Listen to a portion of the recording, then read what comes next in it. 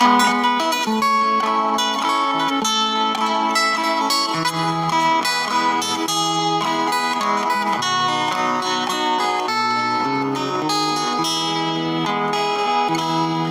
kamtan mo man ang mundo, kanyang yaman, maging palasyo man ang iyong tahanan, makamit mo man ang lahat ng bagay sa sanlibutan, buong buhay mo ay walang kabuluhan.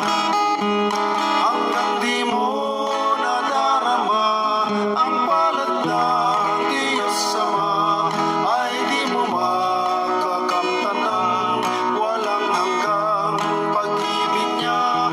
Hanggang di mo nababatid ang daan tungo sa langit, di mo